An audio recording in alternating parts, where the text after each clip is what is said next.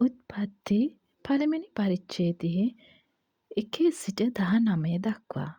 පටන් ගැන්මේදී දෙවියන් වහන්සේ අහසත් පොළොවත් මැවුසේක. පොළොව වනාහි පාළුව හිස්ව තිබුණාය. ගැඹුර පිට අන්ධකාරය විය. දෙවියන් වහන්සේගේ ආත්මය ජල මතුයෙහි හැසිරෙමින් සිටිසේක. දෙවියන් වහන්සේ එළිය වේවායි කීසේක. එවිට එළිය විය. එළිය යහපත් බව දෙවියන් වහන්සේ දුටුසේක. දෙවියන් වහන්සේ අන්ධකාරයෙන් එළිය වෙන්කොට එළියට දවාල කියාද අන්ධකාරයට රාත්‍රිය කියාද නම් තැබූසේක. සවස විය උදය විය. ඒ එක දවසක්ය. දෙවියන් වහන්සේ ජල මාධ්‍යයෙහි අවකාශයක් වේවා. එය කරණකොටගෙන ජලය ජලයෙන් වෙන් වේවායි කීසේක. දෙවියන් වහන්සේ අවකාශය සාදා අවකාශයට උඩින් තිබුණු ජලයෙන් අවකාශයට යටින් තිබුණු ජලය වෙන් කළසේක. ඒ එසේ විය. දෙවියන් වහන්සේ අවකාශයට ආස කියා නම් තැබූසේක. සවස විය උදය විය. එය දෙවැනි දවසක්ය. දෙවියන් වහන්සේ අහස යටින් තිබෙන ජලය එක් තැනකට රැස් වේවා වියලි බිම පෙනේවායි කීසේක. ඒ එසේ විය. දෙවියන් වහන්සේ වියලි බිමට පොළව කියාද රැස් වූ ජලයට මුහුදය කියාද නම් තැබූසේක. දෙවියන් වහන්සේ ඒ යහපත් බව දුටුසේක.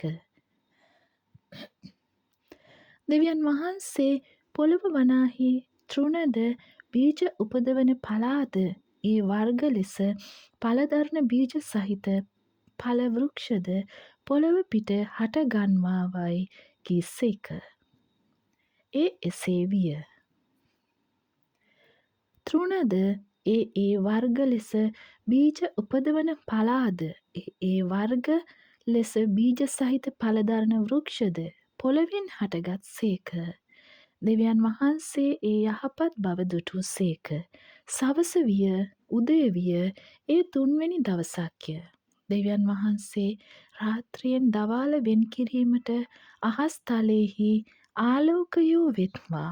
ඒවා ලකුණු පිණිසද ඍතු පිණිසද දවස් පිණිසද අවුරුදු පිණිසද වෙත්වා.